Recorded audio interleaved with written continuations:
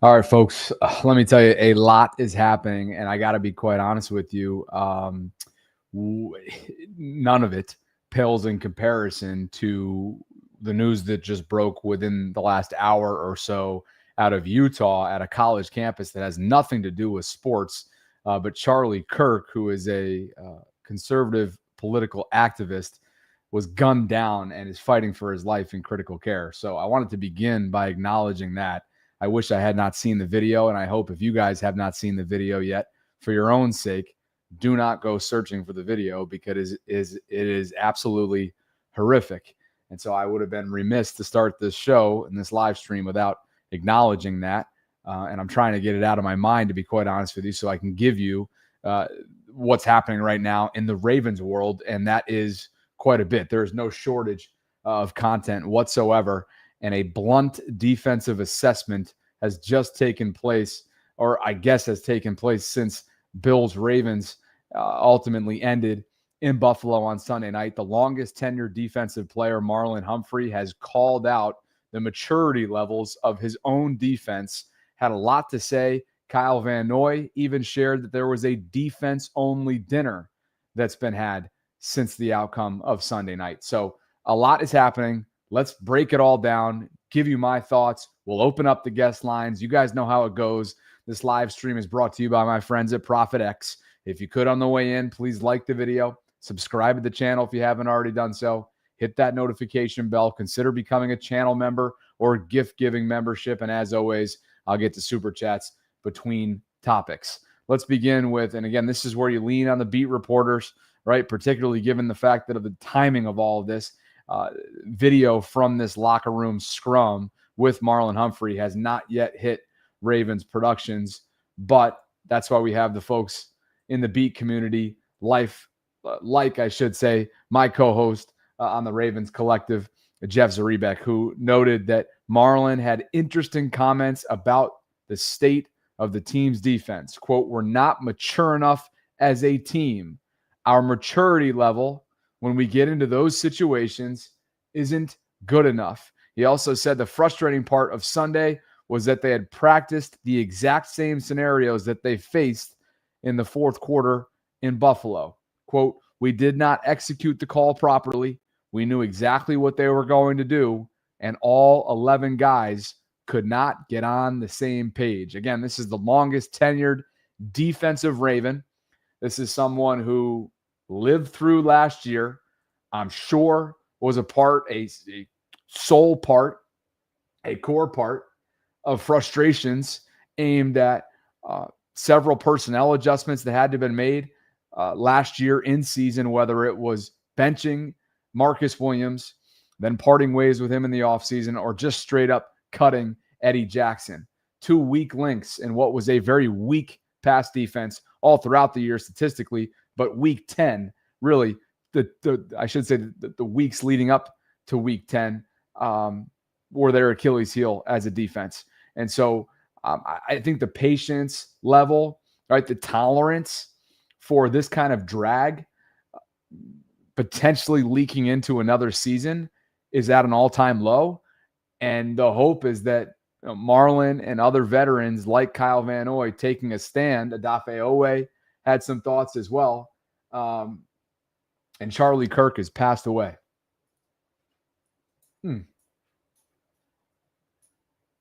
Wow.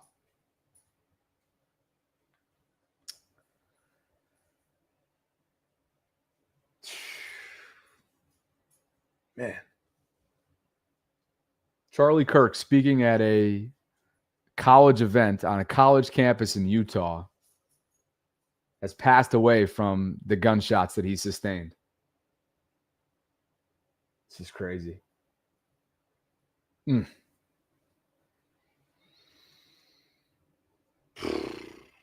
God, man. This country, I don't even know what to make of it.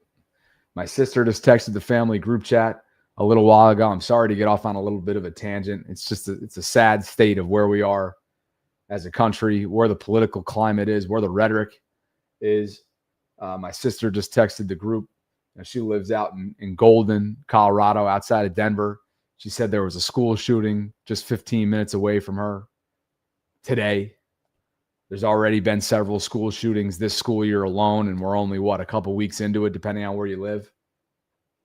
Oh, God.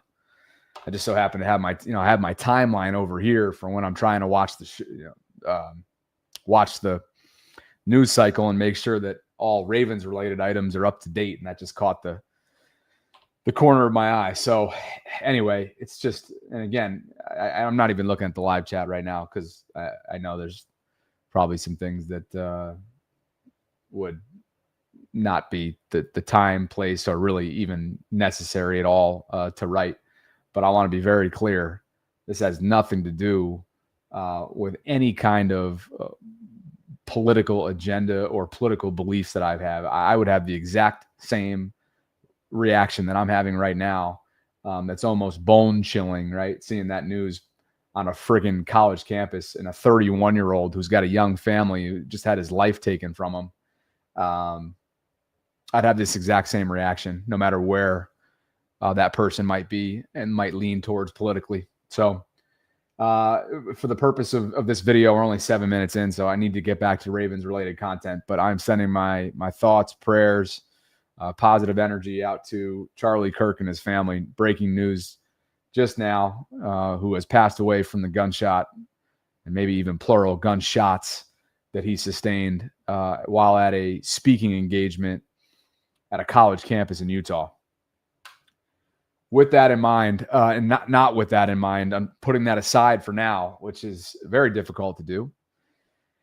Back to Marlon Humphrey's comments, because quite frankly, guys, this is a situation where I think has a lot to do, right, with some of the scar tissue that still exists, roster turnover wise, right? Knowing what plagued this defense, what held this overall team back last year that kept them away from potentially home field advantage and more wins than just 12, which would have affected seeding, right? So on and so forth. And I think you are watching a concerted effort being made by some of the team's most veteran players and also longest tenured players to ensure that this gets addressed now before it's too late. Because there's a tweet that I saw from Dan Orlovsky, and it's a Paul Hembo stat. You know, Paul's the statistician for Get Up on ESPN. And I'll read it for you. Over the previous 2 seasons, 23 and 24, quarterbacks that posted a 92-plus QBR in a game went 43-0 in those games. Lamar's was 94 flat, 94.0 on Sunday night. And Dan went on to say, nobody plays that well and loses practically ever. That's how unique of a loss this was, how unique of an epic collapse this was by the Ravens defense and all 3 phases, to be quite honest with you. Not only in the fourth quarter, but mistakes that were made throughout. 41-40, 28 second half points were surrendered. And I would have to think that if you're Marlon Humphrey and you're a prideful, longest tenured defensive player, right? The way that he is on this team, he wanted to make sure that his message was felt. And so again, if you're just tuning in, Marlon Humphrey calling out the maturity levels of the Ravens as a team. Quote, our maturity level when we get into those situations isn't good enough. He said the frustrating part of Sunday was that they had practiced the exact same scenarios that they faced in the fourth quarter. Quote, we did not execute the call properly. We knew exactly what they were going to do, and all 11 guys couldn't get on the same page. This is just one of many tweets that came out from locker room. This is when you lean on the beat reporters prior to the Ravens posting these scrums, right? These media scrums with reporters. Cordell Woodland, friend of the vault. I asked Marlon if past collapses creep into their mind mid-game. Marlon said, quote, I just remember being up 15 and I look at Rowe and I said, let's go win the game. I think it goes to what Harv's addressed in the team meeting. He said, we're not mature enough as a team yet. Okay, so perhaps relaying what John Harbaugh spoke to the team about in terms of maturity levels or lack thereof. Marlon also said that Zach Orr told the defense in a meeting that the coaching staff would not have the patience for breakdowns and miscues that it did early last season. Quote, I think they're the only ones that had patience for some of those setbacks. He said, quote, Zo made it clear we're not going to be repeat offenders. That from Zach Orr, second-year defensive coordinator. What's the main takeaway right now? Main takeaway is they hear the noise, they feel the noise, and they also understand that there's going to be jobs on the line should that noise give reason, or should their play give reason for that noise to continue. More. Jamison Hensley, a transcription of Marlon Humphrey's thoughts. Quote, we're not going to get into a situation similar to last year where we kind of mask over this and try to do this and protect this guy, protect that guy. The guys that do it right are going to play. The guys that aren't. And it's really just that simple. Got to wonder if he's referring to Marcus Williams and Eddie Jackson from a year ago. More from Cordell and Jeff. Cordell had a chance to catch up with Odafe Owe on what went wrong in Buffalo. Quote, we took our foot off the gas. We knew how much we didn't like the team and how much we wanted to dominate them. That's why we started beating them by a lot. We got complacent. We thought we already won the game and took our foot off the gas. More from Marlon. It doesn't matter what our offense is doing. It doesn't matter what Lamar is doing. We have to go out there and win the game. Right now, our maturity level is sadly, when we get in those situations, it's just not good enough. Guys, these are pretty significant quotes coming out of the Ravens locker room after 1 week of this season. It's not after 10 weeks. It's not at locker room cleanout. It is September 10th right now, in between week 1 and week 2. And you've got this kind of rhetoric. You've got this kind of tone that's coming out of the locker room. Pretty significant stuff when you think about it, especially when you have the opposing team, a wide receiver for the Cleveland Browns by the name of one Jerry Jeudy, childhood friend of Lamar Jackson's, somebody who has had good games in the past against the Ravens. He had this exchange with a reporter earlier today. Baltimore secondary, a lot of notable names back there. Just what are the challenges that group presents to you guys as receiving? No challenges. How about the fact that you guys are 10.5-point underdogs for this game, and even though you guys really outplayed the Bengals except for that 1 point. Yeah. How do you feel about the fact that you're going into Baltimore as 10.5-point underdogs? That's disrespectful. But at the end of the day, they if they think Baltimore could beat us like that, we're gonna have to prove them another thing. We got to do our job and do our best to win the game. Okay, guys. So obviously 10.5-point favorites are the Ravens at home. Home opener, 30th year anniversary of franchise inception, everything that comes along with it. You've got Jerry Jeudy that's referring to that line as disrespectful. That's one thing. But that's not the take home of this. Right? He did not stutter when asked, what challenges do the Ravens secondary present? And as Jamar Chase has noted in the past, no challenges is what Jerry Jeudy says. Did not stutter, did not hesitate, and I know he believes that. After what the Ravens not only put on tape 10 weeks, the first 10 weeks of last year, and at times after week 10, but also in the fourth quarter. Not an ounce of consistent pressure up front from a four-man rush. Miscommunication, the underneath pass coverage. Undisciplined football on the back end with assignments. Inside versus outside leverage issues. Kyle Van Noy shared at his press conference earlier this afternoon that there was a defensive-only dinner that was had this week.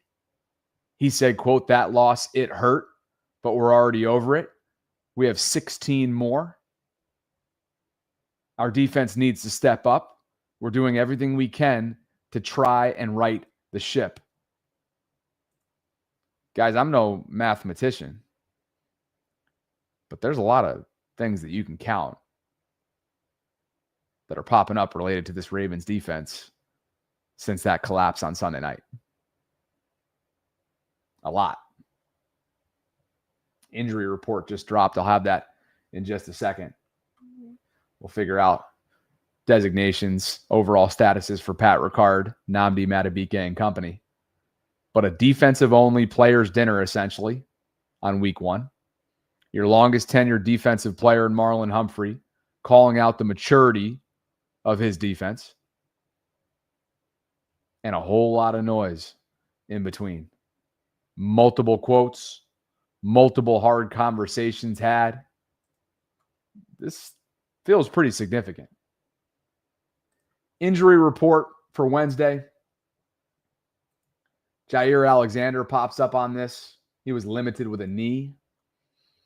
I imagine he'll have plenty of those this season as they try and get him back in football shape post PCL procedure that he underwent in January of this year. Isaiah Likely was a DNP with a foot. Perhaps he's ready to go come Monday Night Football against Detroit in week 3, but as of right now, Likely will not go this upcoming weekend should he not progress over the next 48 hours. Nnamdi Madubuike popped up with an ankle. John Harbaugh downplayed the significance of it. He was a DNP. And Pat Ricard is yet again a DNP with a calf. So, is there a whole lot to see here? We'll see. We'll see if Nnamdi Madubuike returns this week, as John Harbaugh suggested he would. The more that calf lingers for Pat Ricard is a concern. Certainly wasn't a current concern through 3 quarters, though, was it? On Sunday night in Buffalo. They had no problem rushing for as many yards as they did. Derrick Henry, had he not fumbled that football in the 4th quarter, probably would have went for 2 bills. And again, Jair Alexander, I think you can expect him to have plenty of veteran days, given where he's at in the recovery process. But to get back to the overall sort of takeaway right now from today, courtesy of those that were in the locker room for this blunt assessment given by Marlon Humphrey, he has straight up called out his defense. More quotes from Marlon.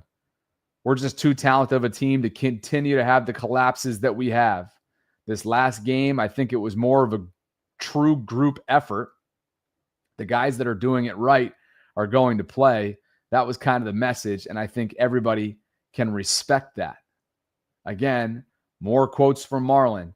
Zio made it clear that we're not going to be repeat offenders. There was a defensive-only team dinner had between week 1 and week 2. And look, I don't want to make this anything more than what it is, but I also think that this is something. Now, could it be a positive something? Out of a refusal, foreseeing what took place last year in an attempt to nip this in the bud now, the complacency. Pass rush lanes, right? There were other thoughts from Odafe Owe that I found to be pretty interesting.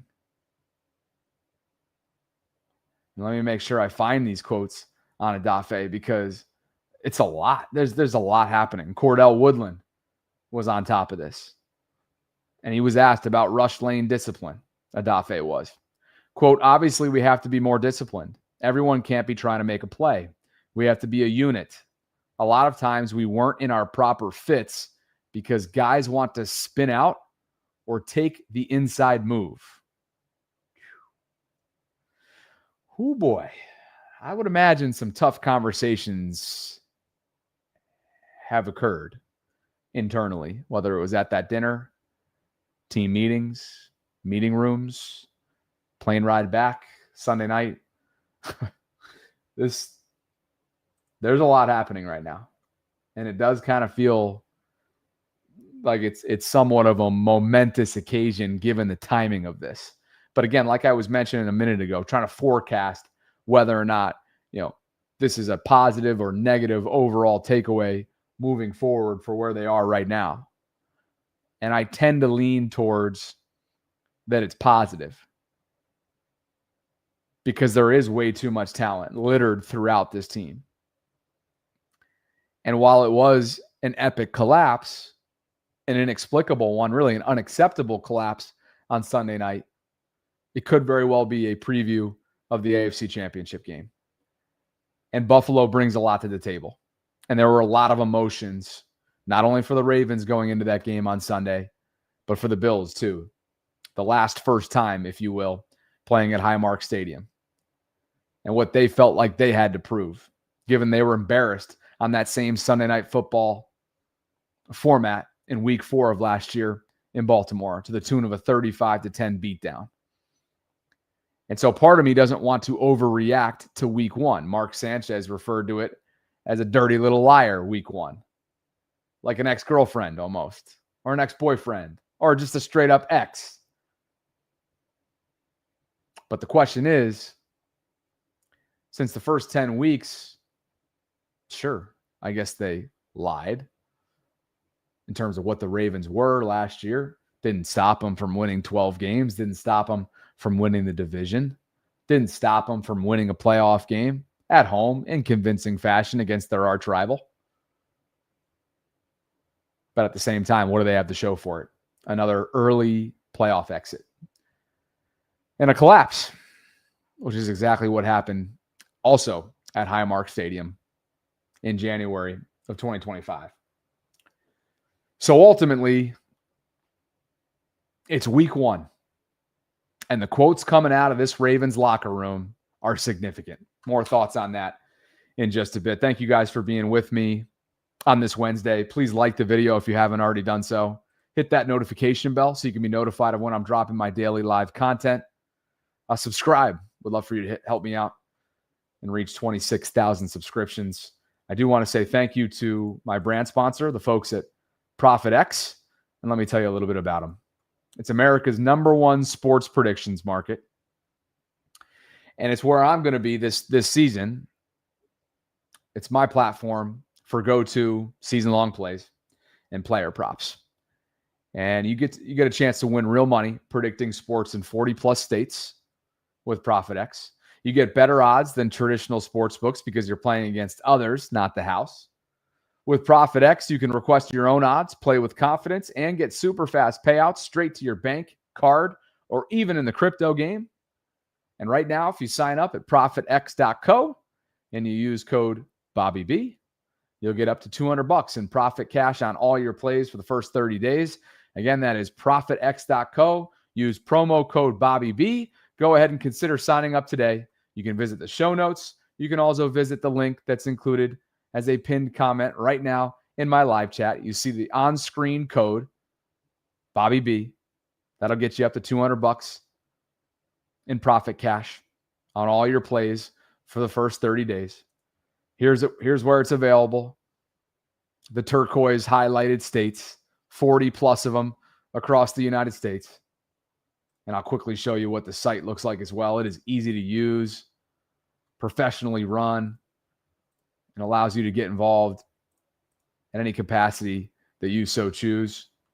You can toggle between league to league to league, like the NFL, Major League Baseball, college football, the Premier League. They'll have the Ryder Cup up here at some point soon, later this month, which should be electric. There it is right there. But for our purposes and for my NFL audience, let's quickly go to football. Here are all your matchups for week 2. Let's just see what's going on with the Ravens and Browns. Did I skip over it? There it is.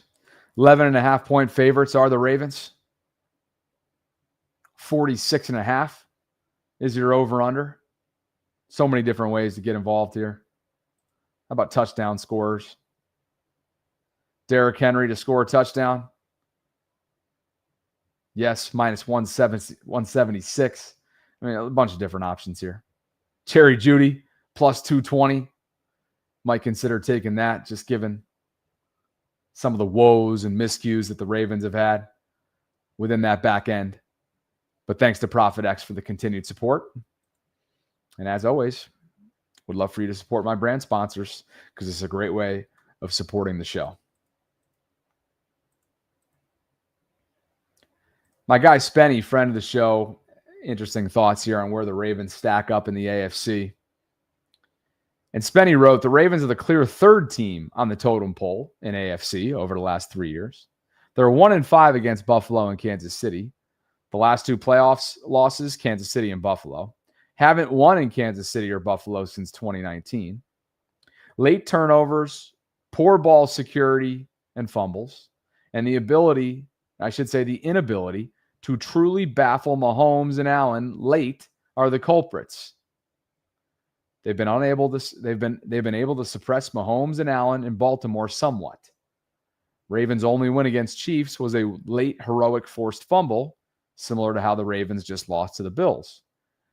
If you turn the ball over late in the fourth quarter against those teams, you will lose, especially in their house. Could not agree more whatsoever. Spenny, all over it. This is the hard truth about where the Ravens stack up in the AFC. And you're probably somewhere at home thinking, well, Bobby, they don't stack up because they can't get out of their own way. It's on them, not the opponent. At some point, you got to take accountability. And you have to sometimes accept that you are who you are. And I think what the Ravens are right now is a team that's super inconsistent in finishing games when the lights are brightest. They will mow down competition over the next few months, break records along the way, have an offensive attack that is historic in a lot of ways, and have two future Hall of Famers as their closers, and still find ways to not get it done. And until proven otherwise, that's what they are. They're an absolute powerhouse. They're a juggernaut. And they're the deepest, most talented roster in the entire league. But unfortunately, all those things don't always equate to greatness in the postseason and wins week in and week out on any given Sunday. So I think this is a blunt assessment from Spenny. I think it's a fair and factual assessment from Spenny.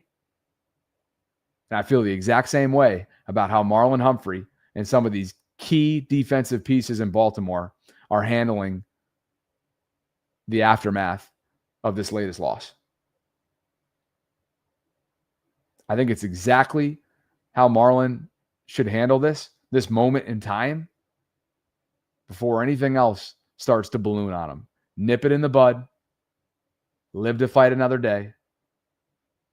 Right your wrongs. Mow down that competition, like I mentioned, over the next few months. And try to rewrite the narrative that's attached to you right now with a deep January postseason run. That's all they can do. But in terms of what they can do right now, it's simply turn a page to Cleveland. Kyle Van Noy said that it's usually a 24-hour hangover, or the 24-hour rule, if you will, after a loss or a win. He said after a loss like that, it's even fair to call it 48 hours. Well, 48 hours has passed now, and it's time to get back to work because the Cleveland Browns are coming to town. They're going to be hungry and apparently pissed off too, because several Cleveland radio hosts have made a big stink about the Ravens' decision, their organizational decision, to celebrate their 30th year in existence as a franchise since, of course, the 1996 inception. What's the history behind this? Well, then owner Art Modell, like a lot of you know, who have been around the block and have deep ties to this organization from a fandom perspective. You guys know the drill.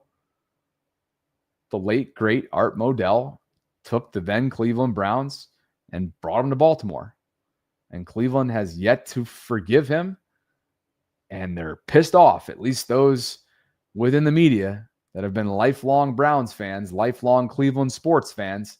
They are pissed off about the Ravens' decision to celebrate their 30th year when the Browns come to town, despite it actually being the home opener and the first home game of the entire season.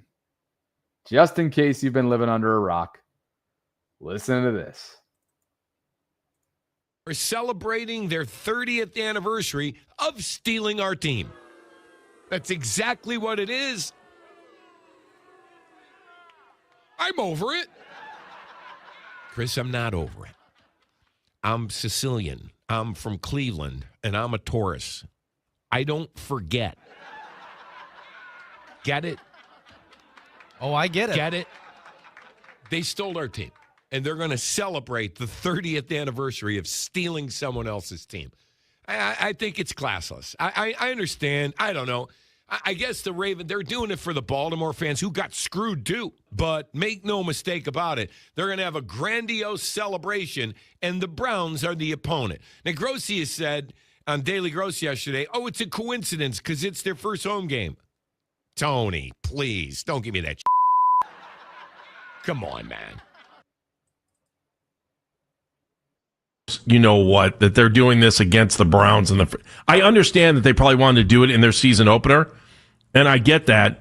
But, I mean, did you really have to pick the Cleveland game to do this? You want to talk about just, like, poking the bear on something. And the problem I have with the whole thing is that I care, people my age care, anyone that rooted for the Browns more than 30 years ago cares. I just think it's a real move on the Ravens to do this against the Browns. I just think tacky is like the word I'm trying to use. I can't be alone in the way I feel about the fact that what a bunch of clowns the Ravens are. Yes, good organization. Yes, we love Ozzie, but for what he did in Cleveland. But I mean, did they really have to pick this game to celebrate their 30th season? That's a giant middle finger to all of you. I'm sorry, Jeff. It bothers me. That's just classless. You couldn't have picked any other game. No, let's do the game against Cleveland. You talk about that with all the ex-players being there and the big celebration, all the hoopla that's going to be going on. Did you need any more excitement? Is it just going back there? Don't you think that it's going to be so crazy? No, you don't need any more excitement. And I honestly don't think that you're, like, as players and, like, if you're watching the game on TV, I don't really think you're going to feel that side of it. That's just something that's going to be there for the people that are in attendance, and at halftime. I mean, and I'll probably head out 10 minutes earlier to say hello to a couple guys. Got a lot of people coming to the game because it's an easy little drive down from Jersey. And a lot of people that have a lot of memories watching me play in that stadium. So I think it's kind of cool for them. For me, it's another game. I got to prepare to play another football game. But I think when you look at, like, the outside of it, there's going to be some people that kind of get to have some fun with this. Will you be able to keep your emotions in check? Yeah. No, for sure. Yeah, for sure. I mean, listen, even if I'm not, you're not going to know. So, I've been criticized my whole career for not being able to show any emotion. So I think that's the last thing you have to worry about with me. So. Oh, God. I mean, just think about the timing of this, right? Joe Flacco, Super Bowl MVP, second title ever by the franchise, drafted by the Ravens, small school guy, Delaware guy, right? Like, has a ton of family in the Delaware, Jersey area, right? The Northeast corridor. I mean, this is going to be something else. And while he jokes about his inability to show emotion and whatnot, this is a big deal. The fact that this falls just so happens on a game where Joe Flacco is the opposing team's quarterback, and you're having anybody who's somebody essentially from your organization over the last 30 years in attendance. It's a pretty big deal. 30 years of history. It's a storied franchise, stable franchise, 2 titles in 30 years. And Joe Flacco, who's at the epicenter of a lot of that significance over the last 30 years, is on the opposing team's end. He'd have been invited there if he wasn't in the National Football League still. So I can only imagine what he's going through. And of course, he's going to have, I'm sure, a lot of family, friends, acquaintances, and a whole lot of 70,000+ people who, sure, adore him, love him, endeared to him, indebted to him forever, appreciate him. But at the same time, view him as the enemy, right? Come football time. So anyway, that's a really interesting side story to this. And more from Joe's press conference. He was asked whether or not he left the Ravens on good terms in 2018 after Lamar was drafted. Did you leave the Ravens on good terms? I think so. You know, we all know kind of the story there. And yeah, like I have nothing but love for the people in that facility and the people in that city. I mean, for sure. It's one of those things like, you know, in the NFL, you know, there's a business side of it and, you know, things happen. I'm fortunate to be where I am today and be in this position, but I have nothing for love for that city and for that organization. I mean, I was a small school guy that they took a little bit of a chance on early on in the draft, and you know, kind of, you know, I have so many good memories with those people and that city and that stadium. So a very special place. Is it special for you to go back there and get the ball? Listen, it's been a while now, so you kind of just, I think I'm very capable of just seeing it as another division game. But it will be cool to go back in that stadium. I haven't had a chance to do it since I've played there. I really love playing there. It's an awesome place to play. It's an awesome venue. It's an awesome atmosphere. They do a great job. So I love playing there. So I think in that respect, it will be pretty cool to go back for sure. Joe, is it kind of weird that you haven't been back there? Like the schedule hasn't worked out? Yeah. You've been there. And what do you think the fans, how do you think they're going to react to you? Yeah, who knows? I mean, listen, I love the fans there. And I think, you know, I think they have, you know, good memories of me playing football there. So, you know, I don't think anybody's going to be crazy bad, but at the same time, you know, they're rooting for their Ravens. So that's what you can expect. Oh, there was then, and then there was now. Unbelievable. Joe Flacco still slinging that thing, and a starter in this league for the Cleveland Browns. They lost, obviously, a close game. He got very little help in week one from his pass catchers, 2 of which were deflections that turned into interceptions. And then 2 missed kicks, an extra point and a field goal by Cleveland's kicker. He is 40 now. He turns 41 in January. And, of course, in what became his final year as a Raven, it was Lamar Jackson's rookie year. We all remember what happened in 2018 when he went down with that injury. Lamar, in comes number 8 out of Louisville. Slender, skinny Lamar Jackson leads them to a playoff berth, a wild card game, and ultimately goes on to light the league on fire in 2019 as a unanimous MVP. The only one that's done that prior to Lamar, of course, was the great Tom Brady. But you heard Joe there, just in anticipation of not only Sunday, but looking back on how he left the Ravens on good terms. He said, quote, "I think so. I think I did. I have nothing but love for the people in that facility and the people in that city. I was a small school guy that they took a little bit of a chance on early on in the draft. I have so many good memories with those people in that city and that stadium. I love the fans there. I think they have good memories of me playing football there." Sure thing, right? I don't want to put words in your guys' mouth, but he gave a lot of good memories for sure. And he talked about Lamar Jackson during this press conference as well. Did you ever expect Lamar Jackson to start or rise like it has at this point? Well, I mean, it's such a tough question to answer about anybody. But I think he was able to show pretty early on what he was capable of. I mean, he came in the year I was there and won football games, and then right away the next year got off to an awesome start. So I think he very quickly was able to show who he is, and that's a testament to, you know, the work he's put in and just the type of athlete he is. People talk a lot about his, you mentioned athleticism, and that's the stuff that people notice because it's the standout skill. But how much has he grown as a passer and a processor of defense? Well, I think he's a good football player. So he sees the field in a certain way. And I think when you're able to do that, then you're able to get better at things and become who you want to be in all facets of the game. I think that's the important thing. He's out there playing football, and the way he sees the field is probably unique to himself.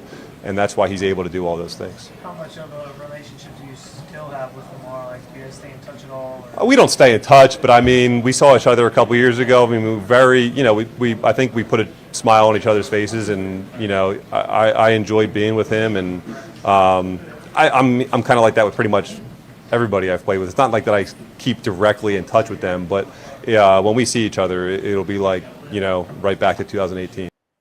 And of course, they saw each other at the NFL Honors. I know that is probably what he was referring to. Not sure if that is for sure, but of course, Joe won Comeback Player of the Year, and then Lamar won his second MVP. And of course, that was following the 2023 season, so that would have been February of 2024. But Joe on Lamar, we don't stay in touch, but we saw each other a couple of years ago. I think we put a smile on each other's faces.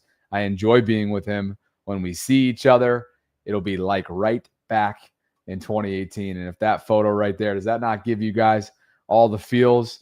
Number 5, number 8, there they are making their way out to M&T Bank Stadium in 2018. QB1, QB2, so much, right? So many travels down memory lane in terms of all the storylines and the headlines and whether or not Joe was meant to be a mentor and what he thought his role was, and just the fact that they drafted a quarterback to begin with, and man, you name it.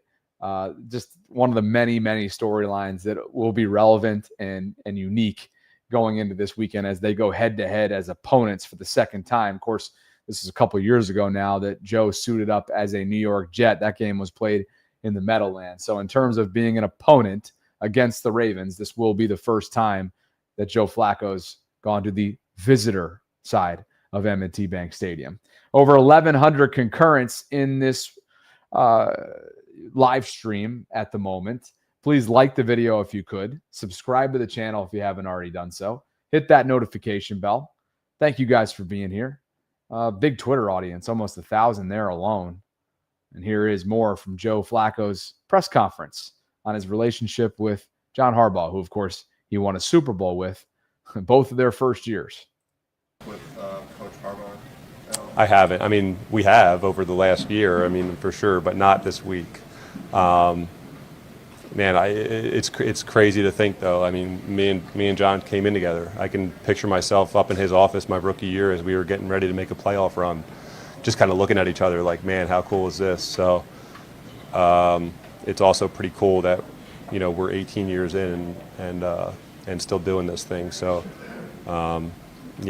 anytime you have, that kind of, anytime you've been through, the kind of stuff that we've been through together, you have a pretty cool relationship. So, of course, by first year, what I meant was that they came in together. Of course, 2008, Joe's drafted out of Delaware. 2008, John Harbaugh was brought in from Philadelphia. Head coach, young John Harbaugh, young Joe Flacco. There they are with the art sticker. And Sarah also transcribed.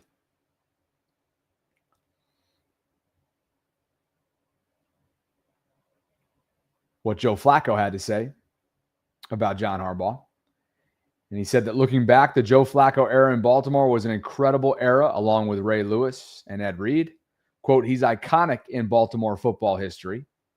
Harb said he still keeps in touch with Joe, except for this week, which is the exact same thing that Joe noted in his press conference. Quote, this week, it's not about that for us. It's about getting prepared for a good quarterback that knows how to play the game and is capable of making plays against you.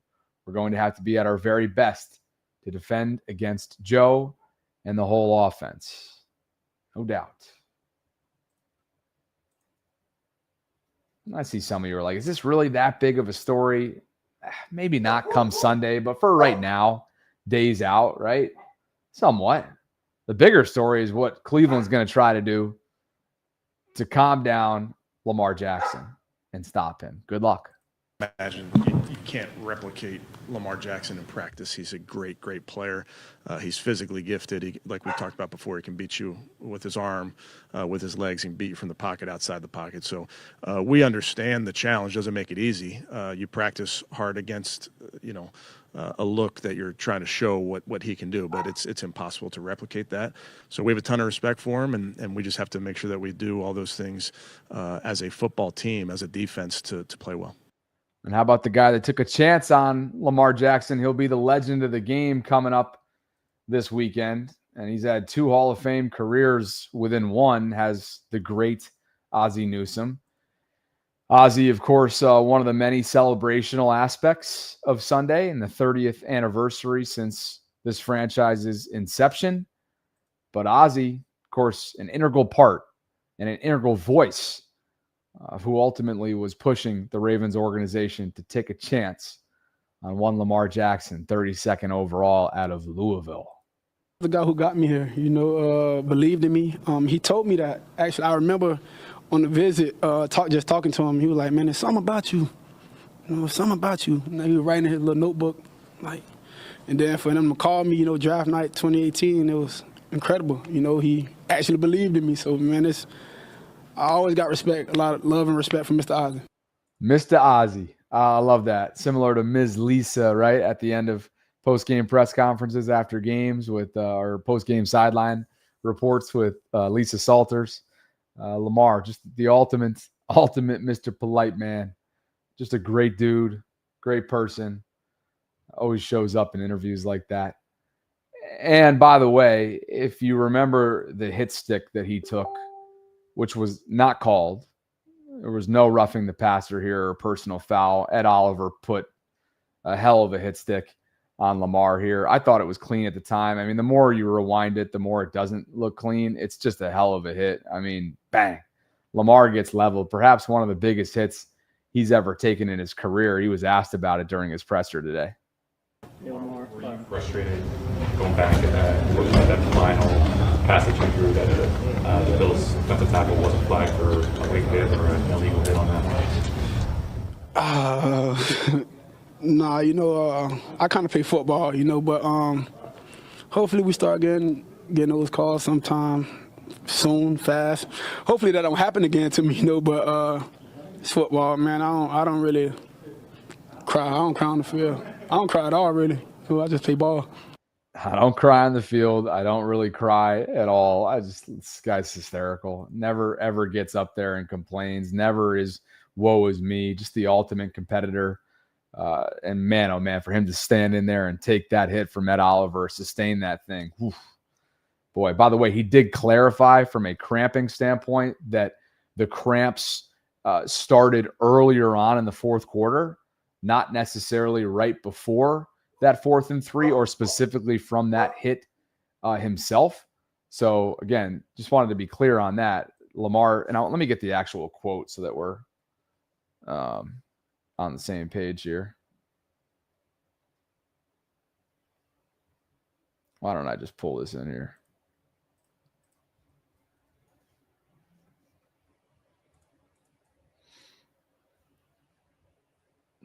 Sorry, I'm all over the place this live stream, guys. I just feel like there's just been a overabundance of content. And then, man, the Charlie Kirk news dropping down the timeline mid-live stream threw me off a little bit. And, of course, now this video isn't going to load for me. But Zay Flowers is your receiving yards leader through 1 week, and I just enjoyed his quote on a big week 1. He's like, quote, "I'll be honest, I'd rather have the win. It just felt good to be back on the field again." And let me see if I can get, maybe Sarah has the transcription here related to Lamar's cramps. Let's see. Oh,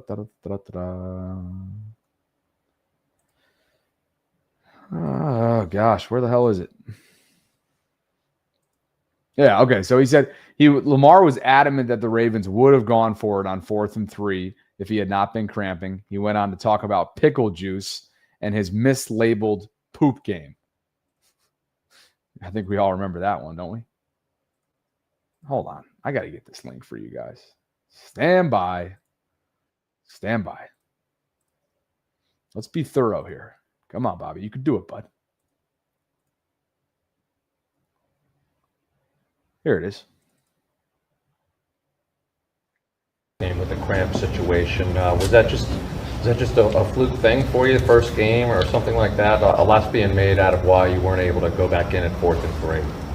Why was a lot being made about that? But anyways, yeah, I was actually cramping the drive before that. The turnover happened. But I went to the sideline. If anybody paid attention, I was drinking pickle juice on the sideline already.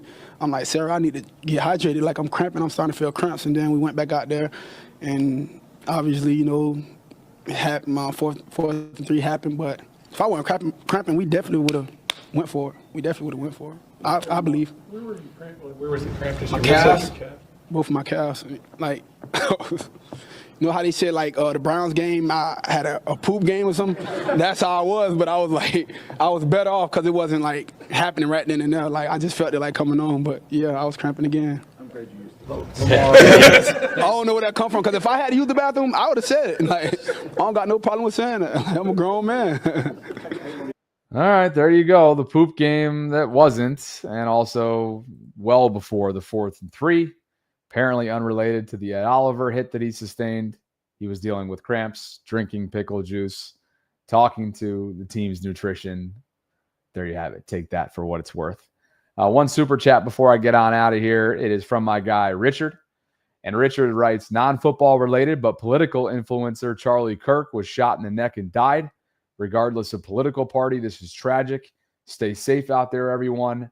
I'm worried about retaliation. I think that's really well said, including those sentiments of worry, because we are living in a climate right now. Again, this has kind of tripped me up throughout the entire live stream. We were only about 6 or 7 minutes in when that news broke of Charlie's passing, literally earlier today on a college campus in Utah, where he was gunned down at a speaking event. There was a Turning Point USA, of which he was the co-founder, a speaking engagement at a college campus in an outdoor environment, and he was shot in the neck and died. So, well said, Richard. Appreciate the sentiment. And I think with that, I'm going to go and process and organize all my thoughts in terms of what's going on in this world, which is just, man, it is tough. I also want to totally with you, Richard, right? Stay safe out there. Be aware. Be vigilant. I'm going to take care of others along the way. Thanks to Prophet X for sponsoring this episode. Thanks to all of you for dropping by. Sarah and I will have much more on really an interesting moment in time here for the 2025 Ravens. For sure. For sure. Knowing that quotes as strong as Marlon's have come out leads you to believe that this is a pretty significant time early on between week 1 and week 2. All right. So much more to come tomorrow. Like the video on your way out. Subscribe to the channel if you haven't already done so. Hit that notification bell so you can be notified of when I'm dropping my daily content. If you haven't already done so, please join the Discord community. It is free and a 24/7 hub for conversations surrounding Baltimore sports. There is constant chatter going on in here. And we're coming up on 1,000 members. 932 to be exact. 932 Discord members. I just dropped the link in there. The easily accessible link. 24/7 hub for conversations surrounding Baltimore sports. And guys, Sarah and I will catch up with you at 12 noon tomorrow. That is Thursday the 11th. And until then, stay safe. See you guys.